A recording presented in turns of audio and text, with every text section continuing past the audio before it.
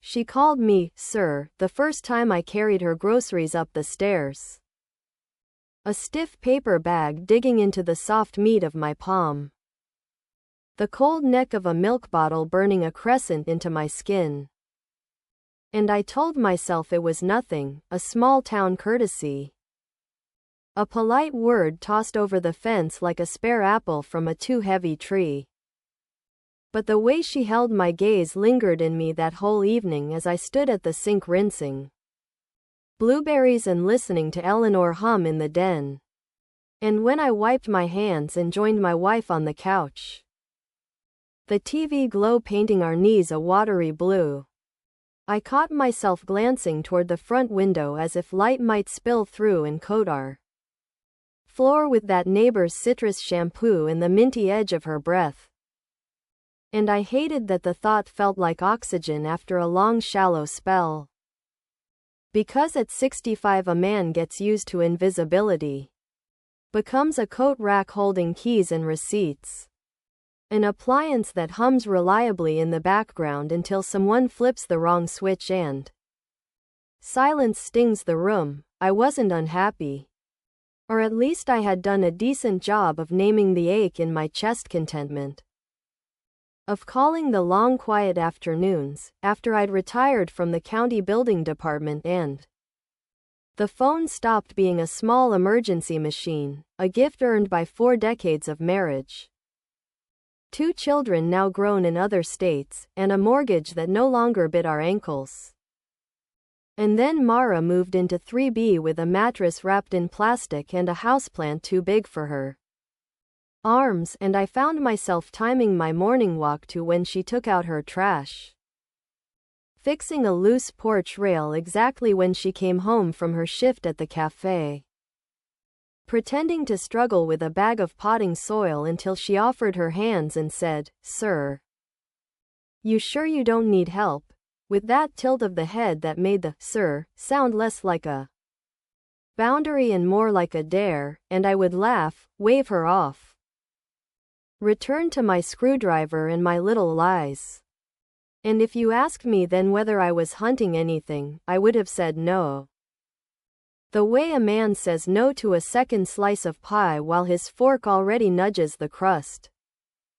Because what I wanted wasn't even her, not at first.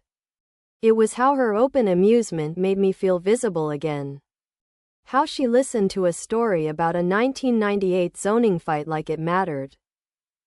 How she said my name, Russell, the first time she brought over 2 bottles of hard cider and sat on our steps, her knee bumping mine as if it had been aiming for that little piece of me all day. And that's the night I first lied to Eleanor about nothing at all. Told her the cider was from the hardware store raffle and the flush on my cheeks came from sanding the handrail, not from Mara's fingers lifting a splinter out of my palm and holding on a heartbeat too long. And after that the summer unrolled like film, frames of small trespasses. A text asking if I could help mount a shelf, a message at 10:47 p.m. saying the faucet wouldn't stop dripping. A photo of the offending faucet with her knee reflected in the chrome as bold as a signature. And I told myself I was being neighborly, that desire keeps a man honest about time passing. That a brush of her arm meant nothing if I washed my hands afterward until the skin went red. But there was the afternoon inside her apartment when we lifted a bookcase into place and she reached to steady it at the same moment I did. The wood wobbled, our hands slapped flat. And she didn't move them, not even after balance returned, and she said, "Not, sir, but, Russ."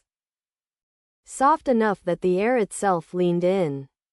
And then she kissed me like she'd decided 2 minutes earlier and had been counting down slow. And my body answered with a violence that shocked me, a current, a heat. Something I remembered from another century. And when I opened my eyes it was the afternoon still, the cheap blinds flaring with sun. My wedding band pressing a cold half moon into her wrist. And I heard my voice that normally rises only for football games and grandchildren, say, "Wait," and then collapse into, "Just for a second." And after that the second expanded like a lung, filled the room, filled the week, filled me. I thought it would scare me sober, but it steadied me. Made my steps purposeful the way you walk when you've hidden cash in your shoe. And it is a grotesque thing to admit that deceit sharpened my days. Made coffee taste brighter and birds sound like they were speaking in a code meant for me. Because in the spaces between the messages, her "wish you were here" at 1:12 a.m. her "I can still taste you" afternoon, I was a husband whose wife put a slice of peach pie in front of him and touched the back of his neck. A man whose daughter called to ask if we could come to Denver for Thanksgiving. A neighbor who scooped a dead mouse out of a gutter and felt useful. And there was not a single moment when I didn't know I was breaking something precious. And still I pressed forward, one lie at a time. Because the body is stubborn and cowardice is creative. And I suppose I could have continued that arrangement, furtive and feverish, and fenced to the far corner of my life, if not for two things. The lipstick she left on my collar like a red parenthesis. And the message she sent that lit my phone on the bathroom counter while I was in the shower. An incandescent little bomb. Can't stop thinking about last night. The way your hands held me like I was the only thing keeping you afloat. Which is the kind of sentence a man of 65 does not receive without consequence. And I saw the whole sentence reflected in Eleanor's glasses when she opened the door to bring me clean towels, saw her face not crack but harden.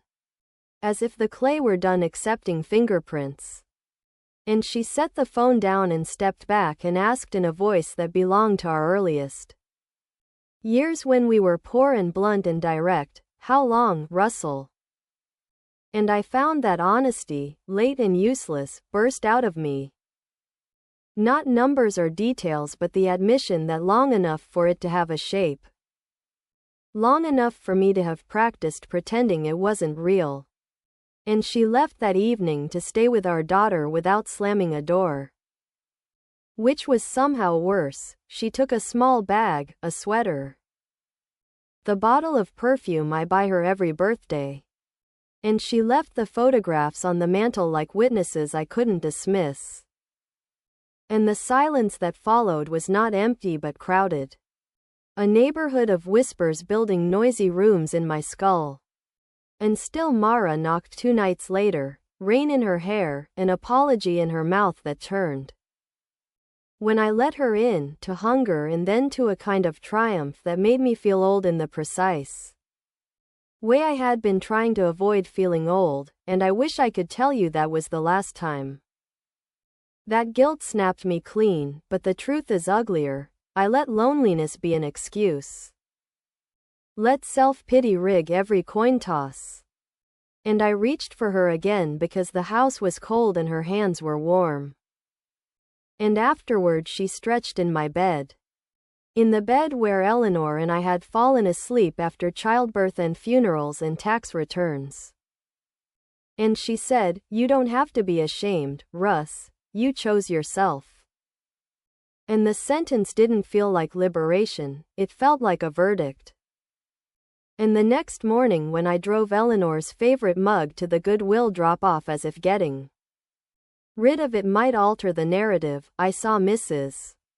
Patel from 2C whisper to someone. Saw the sideways glance boomerang back to my chest like a thrown spoon. And I realized that in a building like ours privacy is a fiction. And sure enough by the end of the week the cashier at the diner wouldn't meet my eyes. And a man I know from church asked if I was managing okay, in a way that was not about health. But about rumor, and through all of this Mara began pushing me to decide, to declare something. She wanted dinners out, not takeout in. She wanted to leave her toothbrush in my bathroom and her sweater on our chair. I still used the plural in my head like a charm, and then she wanted to talk about moving in.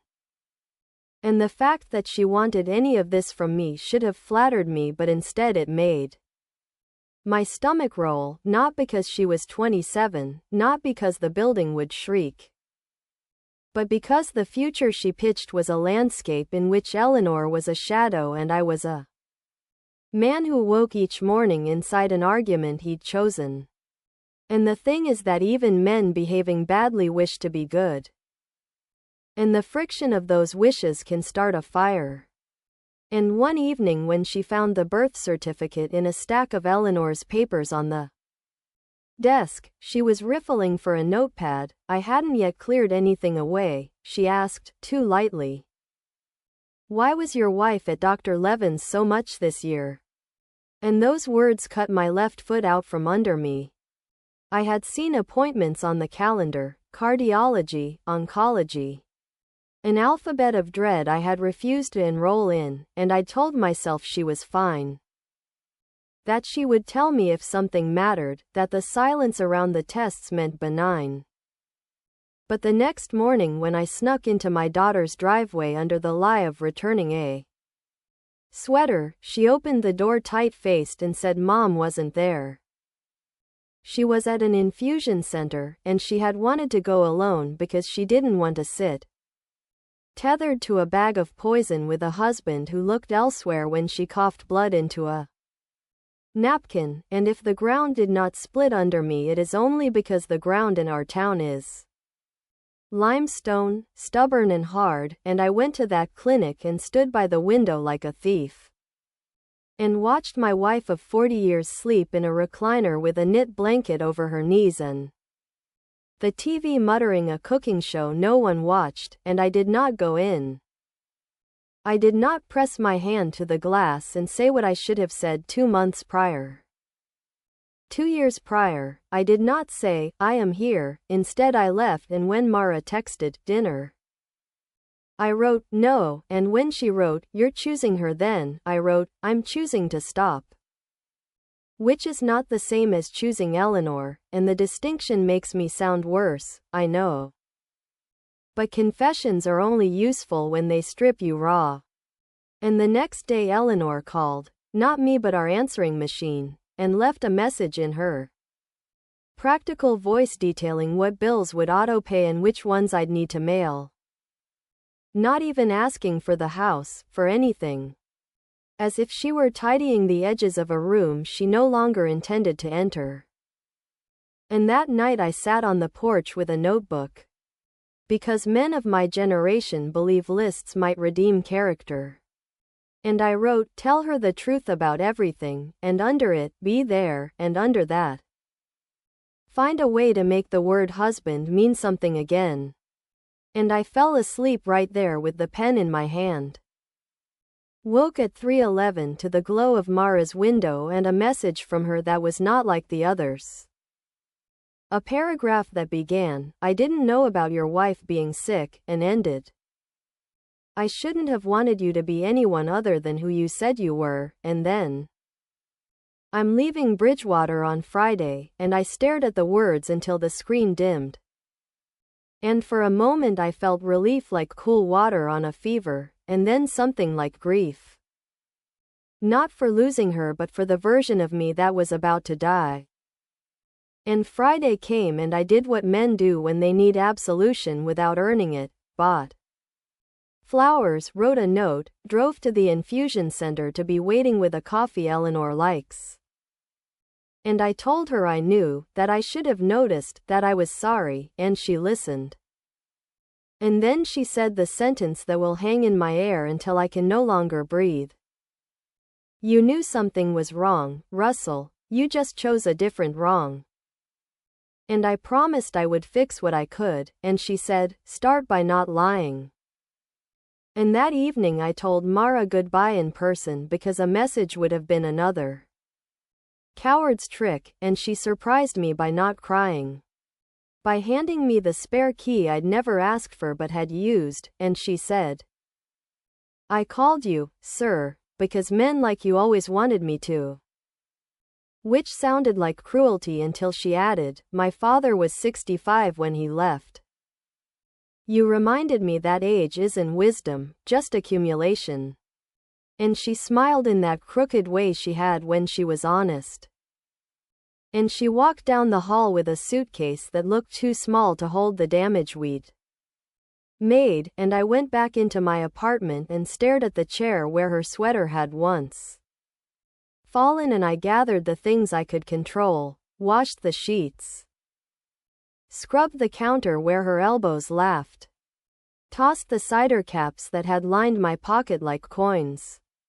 And later, when Eleanor returned home, for days at a time at first, then longer, we did not remake our marriage with vows or dramatic promises.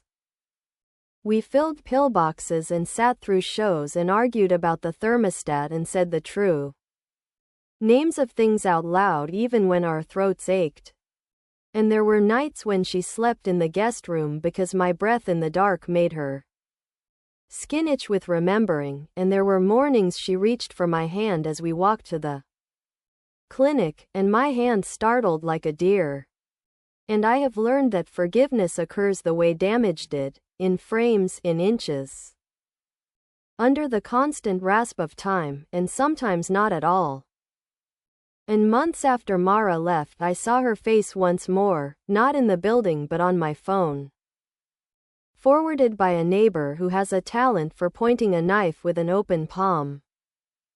A video from some dating app, Mara laughing with a caption that read, "I don't call them, sir, anymore," and I felt anger rise, then pity, then something finally sober. The recognition that I had chosen to be the kind of man who could be captioned. That I had put my life into a joke and expected it not to bruise, and the twist.